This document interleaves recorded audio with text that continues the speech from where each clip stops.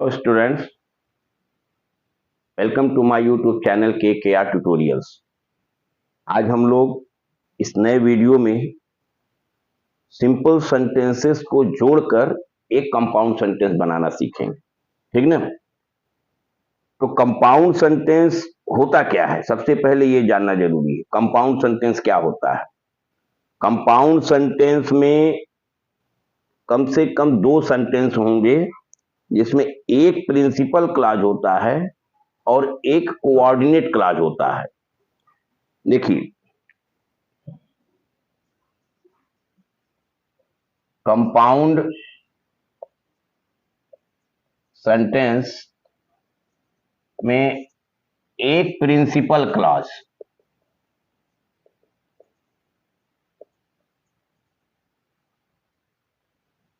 और एक coordinate clause होता है।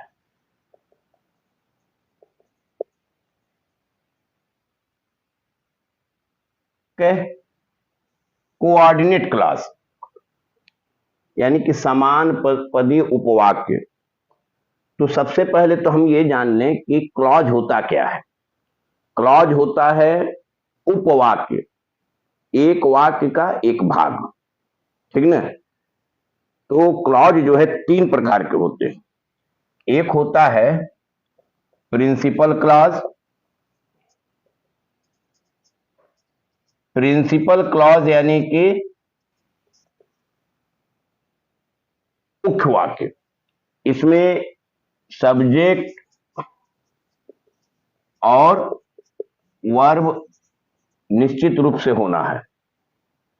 ठीक है? वाक्य का वह भाग जो अपने आप में पूर्ण अर्थ रखता है उसे प्रिंसिपल क्लॉज कहते हैं। इसमें सब्जेक्ट और वर्ब होना है। दूसरा होता है कोऑर्डिनेट क्लॉज। कोऑर्डिनेट क्लॉज ये समान पदीय उपवाक्य होता है। ये कोऑर्डिनेट क्लॉज जो होता है यह भी अपने आप में पूर्ण अर्थ रखता है, लेकिन सेंटेंस में बिना प्रिंसिपल क्लॉज के नहीं आता है। और जब प्रिंसिपल क्लॉज के साथ ये जुड़ के आता है तो वो कोऑर्डिनेटिंग कंजक्शन से जुड़ के आता है और इस तरह से वो कंपाउंड सेंटेंस बनाता है। ठीक ना? तो कोऑर्डिनेट क्लॉज जो होता है इसमें भी आपको सब्जेक्ट और वर्ब मिलेंगे, लेकिन इसके पहले एक कोऑर्डिनेटिंग कंजक्शन होगा। कोऑर्डिनेटिंग कंजक्शन, ये कोऑर्डिनेटिंग कंजक्शन से जुड़ करके प्रिंसिपल क्लॉज इसके साथ लग के आता है, तो वो कंपाउंड सेंटेंस बनाता है। और एक होता है सब ऑर्डिनेट क्लॉज। सब ऑर्डिनेट क्लॉज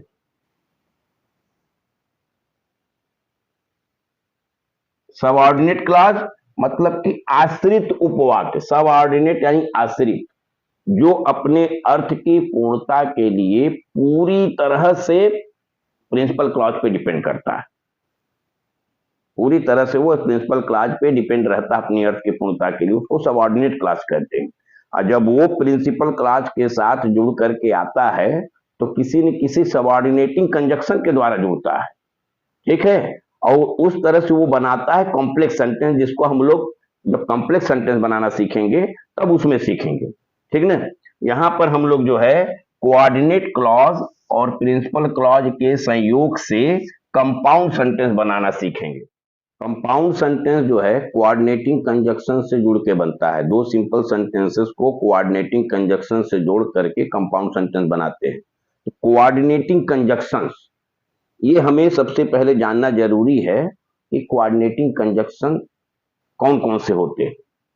तो कोऑर्डिनेटिंग कंजक्शन को कुल चार भागों में रखा गया है, चार वर्गों में उन्हें बांट करके रखा गया है। उनके किस किस प्रकार के सेंटेंसेस के सेंस होंगे कि उसको उस तरह के कंजक्शन से जोड़ा जाएगा। ओके, तो वो चार प्रकार में पहला प्रकार क्या है? देखिए, कोऑर्डिनेटिंग कंजक्शंस को चार ग्रुप में रखा गया है। पहला है क्यूमुलेटिव कंजक्शंस। क्यूमुलेटिव कंजक्शंस यानी कि जोड़ बताने वाले कंजक्शंस, जो दो स्टेटमेंट वाले सेंटेंस, माने जब दो वाक्यों में कोई बात कही गई रहती है, जो दो वाक्यों से सिर्फ कथन का बोध होता है, तो उन दोनों वाक्यों को क्यूमुलेटिव कंजक्शंस के द्वारा जोड़ करके हम कंपाउंड सेंटेंस बनाते हैं। ठीक ना। कंपाउंड सेंटेंस में कौन कौन से कंजक्शंस आते हैं, देखिए, and, as well as, both, dot dot dot, and, और not only, dot dot, but also. ये इस तरह के जो है चार कंजक्शंस हैं जो इसके अंतर्गत आते हैं, and, as well as, both, and, not only, but also. इन चारों के द्वारा हम दो सिंपल सेंटेंसेस को जोड़ करके हम कंपाउंड सेंटेंस बनाते हैं, स्टेटमेंट वाले सेंटेंस को। जैसे एग्जांपल देखिए, यहाँ एग्जांपल है, द स्काई वॉज क्लियर, आसमान साफ था, द ब्रीज वॉज ब्लोइंग, ठंडी हवा, मंद हवा जो है बह रही थी। ओके, दोनों ही सेंटेंस में सिर्फ स्टेटमेंट है, कोई कारण परिणाम नहीं, कोई विरोधाभास नहीं, किसी भी विकल्प का बोध नहीं, सिर्फ स्टेटमेंट है इसमें। तो जब सेंटेंसेस से स्टेटमेंट का बोध होता है, उसमें सिर्फ कोई बात कही गई रहती है, तब हम उनको इन कंजक्शंस के द्वारा, and, as well as, both, and, not only, but also, इनके द्वारा जोड़ करके हम कंपाउंड सेंटेंस बनाते हैं। जैसे देखिए, इसको हम जोड़ेंगे, क्या होगा, the sky was clear and the breeze was blowing। आसमान साफ था और ठंडी हवा बह रही थी। ओके, सिर्फ ये एंड कंजक्शंस हो गया। देखिए, एक कोऑर्डिनेटिंग कंजक्शंस में भी, कोऑर्डिनेटिंग क्लॉज में भी सब्जेक्ट और वर्ब होता है, और प्रिंसिपल क्लॉज यहाँ पर ये इसमें भी सब्जेक्ट और वर्ब होता है। लेकिन बस ये है कि कोऑर्डिनेटिंग, ये जो सेंटेंस है, इस कंजक्शन के द्वारा बन करके कोऑर्डिनेट क्लॉज बन गया है, तो ये भी कंप्लीट जो है प्रिंसिपल क्लॉज ही। ठीक ना। जब वो प्रिंसिपल क्लॉज के साथ कोऑर्डिनेटिंग कंजक्शन से जुड़ के आता है तो कोऑर्डिनेट क्लॉज बन जाता है। ठीक। नेक्स्ट एग्जांपल देखिए, ही इज ग्रीडी, वह लालची है, ही इज नेव, वह बेईमान है। ओके, यहां पर एक व्यक्ति के विषय में दो बातें कही गई हैं, इनको अगर जोड़ना है तो इनको हम कैसे जोड़ेंगे, he is greedy and knave। he is greedy and knave, वह लालची और बेईमान है। क्योंकि दोनों बातें एक ही व्यक्ति के विषय में कही गई, यहां पर जो है इसका सब्जेक्ट और वर्ब साइलेंट है, क्योंकि एक ही सेंटेंस में आ चुका है, एंड के बाद वो नहीं लिखा गया, वहां पर साइलेंट है वो। He is greedy and he is naive, वह लालची है और वह बेईमान है। तो सेंटेंस को थोड़ा बेटर बनाने के लिए उसको हटा दिया गया, ही इज ग्रीडी एंड नेव, वह लालची और बेईमान है। ओके, हम इसको एज वेल एज से भी जोड़ सकते हैं, he is greedy as well as naive, वह लालची साथ ही साथ बेईमान भी है। ओके, वह लालची है साथ ही साथ बेईमान भी है। हम इसको बोथ एंड से भी जोड़ सकते हैं, तो बोथ एंड से जब जोड़ेंगे तो देखिए, बोथ है और उसके बाद डॉट डॉट डॉट एंड है, यानी कि बोथ के बाद एक पार्ट आएगा, एंड के बाद दूसरा पार्ट आएगा। तो यहां पर एक पार्ट ये जो है बोथ के बाद, he is both greedy and naive, वह लालची और बेईमान दोनों है। ओके, हम इसे not only but also say भी जोड़ सकते हैं, तो नॉट ओनली के बाद एक पार्ट और बट आल्सो के बाद एक पार्ट, बिल्कुल बोथ एंड की तरह। क्या हो जाएगा, he is not only greedy but also नींव। वह सिर्फ लालची ही नहीं बल्कि बेईमान भी है। ओके, तो इस तरह से देखिए सेंटेंसेस को हम इन चारों में से किसी भी कंजक्शंस के द्वारा जोड़ सकते हैं, सेंटेंस बिल्कुल सही होगा। आप कहीं एग्जाम में पता चलता है कि आप जो है एंड से जोड़ रहे हैं, लेकिन आपको कहीं लिंक मिल जाता है अपने बगल वाले से कि एज वेल एज से जोड़ा, तो आप कंफ्यूज होते हैं। तो कंफ्यूजन की कोई जरूरत नहीं है, किसी प्रकार कोई कंफ्यूजन नहीं। आप जानिए कि चारों में से किसी भी कंजक्शंस के द्वारा हम जोड़ करके उसे कंपाउंड सेंटेंस बना सकते हैं। इसे भी हम बना सकते थे, the sky was clear as well as the bridge was blowing. Okay, उसी तरह से हम अगर इस तरह के सेंटेंस हैं तो चारों में से किसी भी कंजक्शन का यूज करके आप आराम से जो है कंपाउंड सेंटेंस बना सकते हैं, बशर्ते आपको सेंटेंस का सेंस समझना पड़ेगा कि सेंटेंस में सिर्फ कोई बात कही गई है। ओके, अब इसके बाद हम लोग देखते हैं दूसरा। देखिए ये दूसरा जो है कंजक्शन, दूसरा ग्रुप कोऑर्डिनेटिंग कंजक्शन का दूसरा ग्रुप है एडवर्सेटिव कंजक्शंस, यानी कि विरोध प्रकट करने वाले संयोजक। जब दो वाक्यों में विरोध हो तो परस्पर विरोध होता है, दोनों वाक्य में जो है विरोधाभास का अगर संबंध होता है, तब हम उन्हें but, yet, still, however, while, whereas, only जैसे जो है कंजक्शंस के द्वारा हम जोड़ करके जो है कंपाउंड सेंटेंस बनाते हैं। सेंटेंसेस के बीच विरोधाभास होना चाहिए। ओके, जैसे एग्जांपल देखिए, ही वर्कड हार्ड, वह कठिन परिश्रम किया, ही डिड नॉट सक्सीड, वह सफल नहीं हुआ, वह सफल न हो पाया। ओके, तो यहां पर कठिन परिश्रम किया और सफल नहीं हो पाया, ये आपस में विरोध प्रकट करता है, क्योंकि कठिन परिश्रम करने से सफलता मिलती है ना, लेकिन यहां पर कठिन परिश्रम करने के बावजूद उसे सफलता नहीं मिली। तो ऐसे सेंटेंसेस को कंपाउंड सेंटेंस बनाने के लिए हम इनमें से कंजक्शंस का यूज करेंगे। तो देखिए ये क्या हो जाएगा, ही वर्कड हार्ड, वह कठिन परिश्रम किया। हम इसमें से देखिए बट भी जोड़ सकते हैं, येट भी जोड़ सकते हैं, स्टिल भी लगा सकते हैं। इस तरह से हम इसमें से कोई भी, नेवरथलेस भी होता है कंजक्शन, वो भी लगा सकते हैं। Okay, he worked hard but yet या still he did not succeed, वह कठिन परिश्रम किया लेकिन वह सफल नहीं हो पाया, वह कठिन परिश्रम किया तो भी या फिर भी वह सफल नहीं हो पाया, वह कठिन परिश्रम किया फिर भी वह सफल नहीं हो पाया। बट माने लेकिन, येट, स्टिल, हाउएवर मतलब तो भी या फिर भी। ओके, और व्हाइल, वेयर एज माने जबकि। ठीक, नेवरथलेस भी एक कंजक्शन होता है, उसका मतलब तथापि होता है, उससे भी हम जोड़ सकते हैं।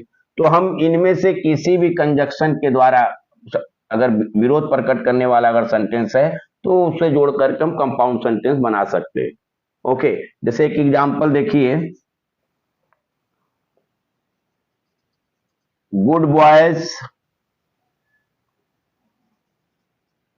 वर्क हार्ड, अच्छे लड़के परिश्रम करते हैं।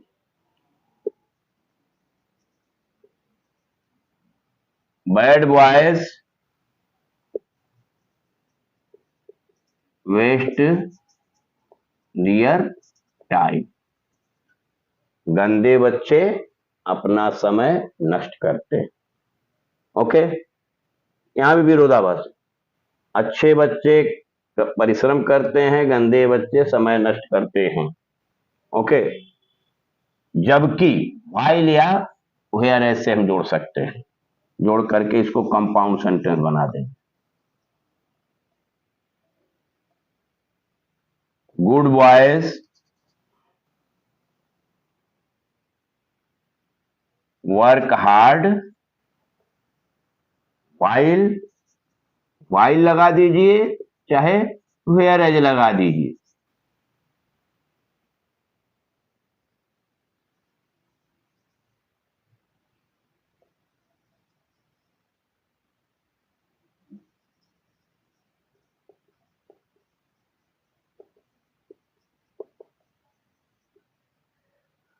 अच्छे बच्चे परिश्रम करते हैं जबकि बुरे बच्चे अपना समय नष्ट करते हैं। हम while से भी जोड़ सकते हैं, whereas से भी जोड़ सकते हैं। ओके, तो किसी भी कंजक्शन के द्वारा इनमें से कोई भी कंजक्शन हो, अगर सेंटेंसेस में विरोधाभास का भाव प्रकट होता है तो किसी भी कंजक्शन को लेकर के आप बना सकते हैं। हम इनको जो है बट से ही बना सकते थे। अच्छे बच्चे का परिश्रम करते हैं लेकिन बुरे बच्चे अपना समय नष्ट करते हैं। ठीक है, तो इस तरह से आपको सेंटेंस का जो है अर्थ समझिए और उसके अर्थ के अनुसार किस प्रकार के कंजक्शन का यूज करते हैं वो आप ध्यान दीजिए। ओके, जैसे देखिए ये third example, I was annoyed, मैं क्रोधित था। आई सेड नथिंग, मैंने कुछ नहीं कहा। यहां देखिए विरोधाभास है, क्रोध होना और उसके बावजूद कुछ न कहना, ये आपस में विरोध का भाव प्रकट करता है। हम इसको भी उन्हीं कंजक्शन में से लेकर के जोड़ सकते हैं। जैसे देखिए, I was annoyed but I said nothing, still I said nothing, yet I said nothing, only I said nothing.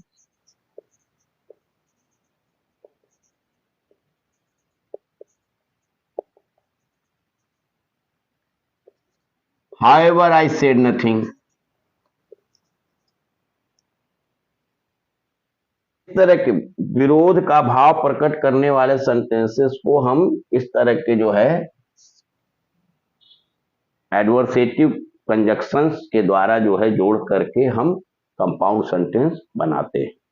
Okay, sentence के सेंस को समझना जरूरी है। अब इसका हम थर्ड पार्ट देखते हैं। देखिए, तीसरा पार्ट जो है, थर्ड ग्रुप है अल्टरनेटिव कंजक्शंस, विकल्प बोधक संयोजक। विकल्प का बोध कराता है, एक कथन का विकल्प दूसरा कथन होता है। ठीक ना, एक सेंटेंस में कोई बात रहती है, उसके दूसरे सेंटेंस से उसका विकल्प का बोध होता है। ठीक है, तो जहां पर सेंटेंसेस में विकल्प का बोध हो, ऐसे सेंटेंसेस को आइदर डॉट डॉट और, आइदर और यानी इसको कहते हैं या तो या तो या, नाइदर नॉर, ना तो ना, और या नॉर ना, अदरवाइज या एल्स अन्यथा। ठीक है,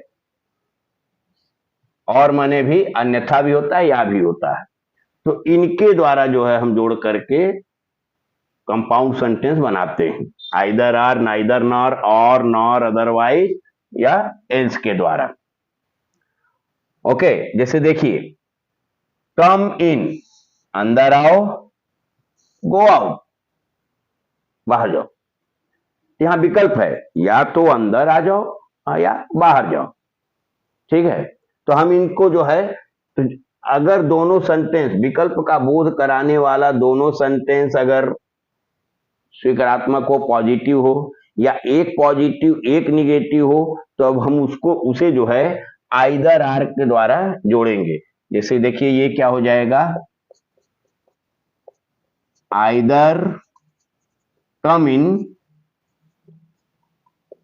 और गो आउट, या तो अंदर आओ या बाहर चले जाओ। ओके, यहां पर और के द्वारा ये दोनों सेंटेंस जुड़ गए। ठीक, नेक्स्ट एग्जांपल देखिए, कम इन टाइम, समय से आओ, do not come at all, तो बिल्कुल मत आओ। ठीक है, या तो समय से आओ या बिल्कुल मत आओ। तो यहां पर एक पॉजिटिव है, एक निगेटिव है, यहां दोनों पॉजिटिव। तो जब दोनों सेंटेंस पॉजिटिव हो या एक पॉजिटिव एक निगेटिव हो और विकल्प का बोध कराता है तो हम उसे आइदर और से ही जोड़ेंगे। ये भी हो जाएगा उसी तरह, आइदर कम इन टाइम और do not come at all.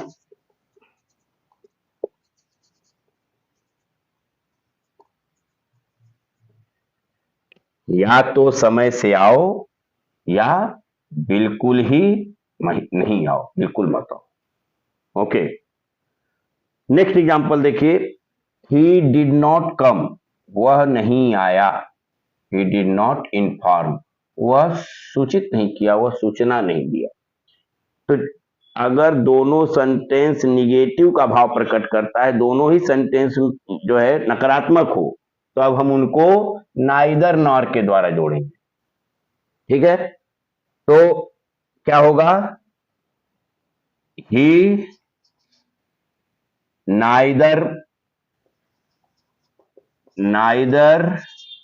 Came nor informed.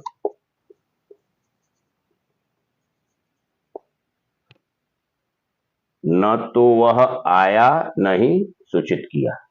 देखिए ये पास्ट टेंस में है, पास्ट टेंस में है डिड। तो चूंकि नाइदर नॉर ऑलरेडी जो है निगेटिव सेंस प्रकट करता है, तो नाइदर नॉर वाले सेंटेंस में जो है नॉट का यूज नहीं करते हैं, और नॉट जब हटेगा यहां से तो डिड भी हट जाएगा, यानी कि पास्ट इंडेफिनिट का वो पॉजिटिव सेंटेंस अब वहां बन जाएगा। तो डिड नॉट हटने का मतलब कि वर्ब के सेकेंड फॉर्म का यूज करेंगे, यहां पर भी इन्फॉर्म्ड हो जाएगा, इस चीज का ध्यान रखिएगा। ओके, नाइदर नॉर वाले सेंटेंस में नॉट का यूज नहीं होता है, और चूंकि ये पास्ट टेंस है, पास्ट इंडेफिनिट, तो डिड भी नॉट हटने का मतलब कि डिड भी हटना है, इसका मतलब कि मेन वर्ब जो है सेकंड फॉर्म में आ जाएगा। ओके, तो ही नाइदर केम नॉर इन्फॉर्म, तो न तो वह आया नहीं, वह न तो आया नहीं सूचित किया। अब यहां देखिए एक नेक्स्ट एग्जांपल देखिए, make haste we shall miss the train, जल्दी करो, we shall miss the train, हमारी ट्रेन छूट जाएगी। यहां भी विकल्प है, विकल्प क्या है कि जल्दी करो, ठीक ना, ट्रेन छूट जाएगी, इसका विकल्प क्या है कि जल्दी करो। तो इसको अगर हम कंपाउंड सेंटेंस बनाते हैं तो हम इसे जो है मेक हेस्ट, हम इसे और से भी जोड़ सकते हैं, अदरवाइज से भी जोड़ सकते हैं, एल्स से भी जोड़ सकते हैं। मेक हेस्ट और या अदरवाइज या एल्स, तीनों में से किसी के द्वारा जोड़ सकते हैं। उसके बाद ये स्मॉल लेटर में लिख देंगे we shall miss the train.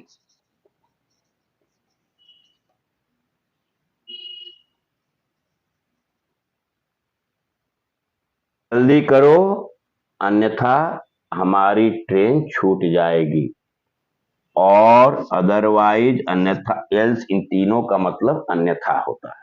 तो तीनों में से किसी से भी हम इस तरह के सेंटेंस को जोड़ सकते हैं। ओके, तो अगर सेंटेंसेस से विकल्प का बोध होता है तो इन कंजक्शंस को दिमाग में रखिए, आइदर और, नाइदर नॉर, और नॉर, अदरवाइज या एल्स, और उन्हें इस तरह से जोड़ते हैं। दोनों सेंटेंस पॉजिटिव होगा या एक सेंटेंस पॉजिटिव एक निगेटिव, तो उनको आइदर और से जोड़ेंगे। अगर दोनों सेंटेंस निगेटिव है तो उनको नाइदर नॉर से जोड़ेंगे। अगर एक सेंटेंस में होने वाले काम का विकल्प जो दूसरा सेंटेंस प्रकट करता है तो उसको आर या अदरवाइज या एल्स से जोड़ करके हम कंपाउंड सेंटेंस बनाते हैं।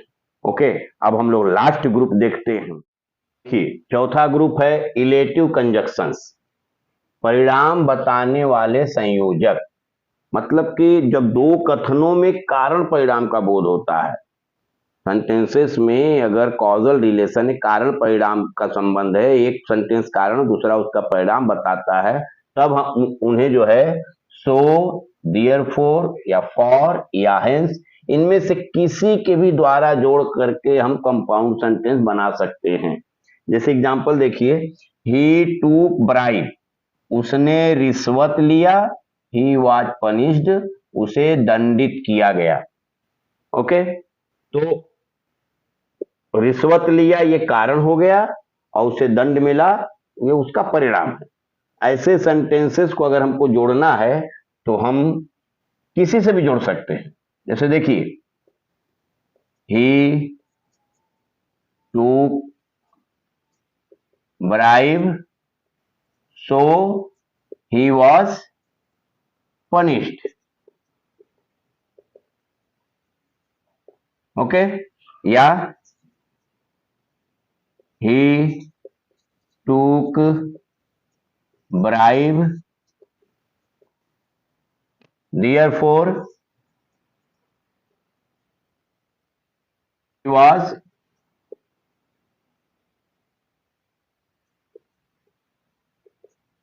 punished। ठीक ना। इसी तरह से hence से भी जोड़ सकते हैं, he took bribe hence he was punished। Okay, इन तीनों से सो देयरफॉर और फॉर, इन तीनों से हम एक ही सेंस में जोड़ते हैं, क्योंकि सो माने भी इसलिए, देयरफॉर माने भी आता है या इसलिए, हेंस माने भी आता है या इसलिए।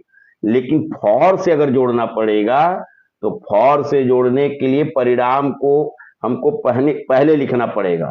फॉर माने होता है क्योंकि, फॉर यहाँ पर फॉर का कंजक्शन के रूप में इसका अर्थ जो है फॉर का क्योंकि होता है। तो क्योंकि से जोड़ना तो पहले हमें परिणाम लिखना होगा, तब फॉर से, यानी कि कारण को जो है, कारण वाला सेंटेंस यहाँ पर जो है कोऑर्डिनेट क्लॉज बनेगा फॉर से जुड़ करके।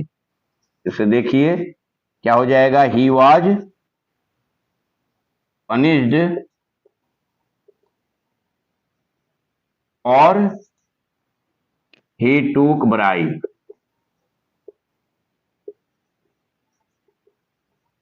यानी कि कहने का मतलब यह है कि फॉर जो है सो देयरफॉर और हेंस का अपोजिट सेंस रखता है। सो माने इसलिए, देयरफॉर माने भी आता है या इसलिए, हेंस माने भी इसलिए। इसलिए सो देयरफॉर और हेंस को एक ही सेंस में जोड़ेंगे जिसमें कारण को पहले और परिणाम बताने वाले सेंटेंस को हम कोऑर्डिनेट क्लॉज बनाते हैं। लेकिन फॉर से जोड़ना होगा तो इसमें कारण बताने वाले सेंटेंस को जो है, सेंटेंस जो है ये कोऑर्डिनेट क्लॉज बनेगा, क्योंकि फॉर माने क्योंकि होता है। ओके, तो इस तरह से जो है हम दो सेंटेंसेस को जोड़कर कंपाउंड सेंटेंस बनाते हैं कोऑर्डिनेटिंग कंजक्शंस के द्वारा जोड़ करके। हम लोगों ने देखा कि जो है कोऑर्डिनेटिंग कंजक्शंस को 4 ग्रुप में रखा गया है और बारी बारी से हम लोगों ने इनका जो है यूज देख लिया। बशर्ते सेंटेंस का सेंस क्लियर होना चाहिए कि किस ग्रुप, किस कंजक्शंस के द्वारा हमको जोड़ना है। ओके, इसके अलावा हम लोग रिलेटिव प्रोनाउन और रिलेटिव एडवर्ब से भी जोड़ करके कंपाउंड सेंटेंस बना सकते हैं। ठीक है ना। तो देखिए, use of relative pronoun and relative adverb. Relative pronoun में कौन कौन से प्रोनाउन आते हैं? रिलेटिव प्रोनाउन में हु और विच आता है। हु किसी सजीव के लिए आता है, किसी व्यक्ति के लिए आता है, और विच जो है वो किसी निर्जीव वस्तु के लिए आता है। ठीक है। और रिलेटिव एडवर्ब में वेयर और व्हेन। वेयर जब किसी स्थान का बोध कराएगा और उसके लिए नेक्स्ट सेंटेंस में देयर का यूज हुआ रहेगा, नहीं भी हुआ रहेगा तो भी अगर स्थान का बोध कराता है तो उन सेंटेंसेस को वेयर से जोड़ेंगे, और जब समय का बोध कराएगा तो व्हेन का बोध करेंगे। उसमें कोई पर्टिकुलर समय नहीं दिया रहेगा, लेकिन ऐसा लगेगा कि ये काम हुआ जब ये हुआ। ठीक ना। तो इस तरह से रिलेटिव प्रोनाउन और रिलेटिव एडवर्ब के द्वारा भी हम जोड़ के कंपाउंड सेंटेंस बना सकते हैं। जैसे एग्जांपल देखिए, I met Rahul, he was a lecturer. मैं राहुल से मिला, वह एक लेक्चरर था। यहां देखिए पहले सेंटेंस में ये राहुल आया है, मैं राहुल से मिला, वह लेक्चरर था। तो वह लेक्चरर था मतलब ही यहां पर किसके लिए आया? राहुल के लिए। ये व्यक्ति है, तो हम क्या करेंगे, जब इसको जोड़ेंगे तो ये हो जाएगा आई मेट राहुल। अब ही की जगह हम हु लिख देंगे, सजीव के लिए who was a lecturer. Okay, इसी तरह नेक्स्ट एग्जांपल देखिए, my father gave me a watch, मेरे पिता ने मुझे एक घड़ी दी थी। The watch was lost by me, घड़ी मुझसे खो गई। ओके, तो यहां पर जो पहले सेंटेंस में ये वॉच आया है, अगले सेंटेंस में इसी वॉच के विषय में बताया घड़ी मुझसे खो गई। तो हम क्या करेंगे, इस वॉच जब जोड़ेंगे तो नेक्स्ट सेंटेंस में जो वॉच है उसको हटाकर विच से जोड़ देंगे, क्योंकि इस पहले सेंटेंस में आए हुए इसी वॉच के लिए ये सेंटेंस आया हुआ है। तो क्या हो जाएगा, माय फादर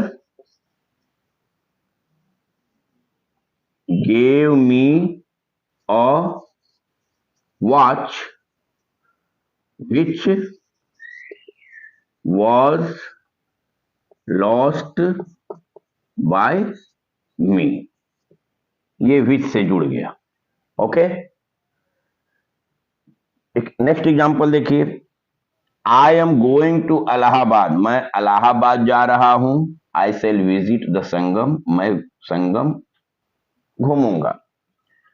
यहां इस सेंटेंस में इलाहाबाद आया है, जगह का बोध करा रहा, प्लेस का नाम है, और इलाहाबाद जा रहा हूं, मैं संगम घूमूंगा। तो इलाहाबाद में संगम जो प्लेस है वहां घूमूंगा, यानी कि इलाहाबाद में ही जहां मैं घूमूंगा। यहां पर अर्थ ये निकले कि मैं इलाहाबाद जा रहा हूं जहां मैं संगम घूमूंगा।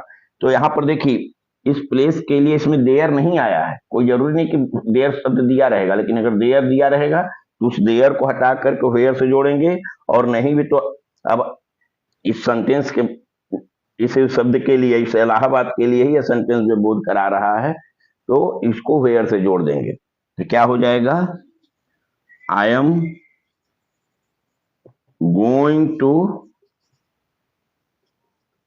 Allahabad where I shall visit the Sangam. मैं इलाहाबाद जा रहा हूं जहां मैं संगम घूमूंगा। ओके, तो इस तरह से रिलेटिव प्रोनाउन और रिलेटिव एडवर्ब के द्वारा भी हम जोड़ करके कंपाउंड सेंटेंस बनाते हैं।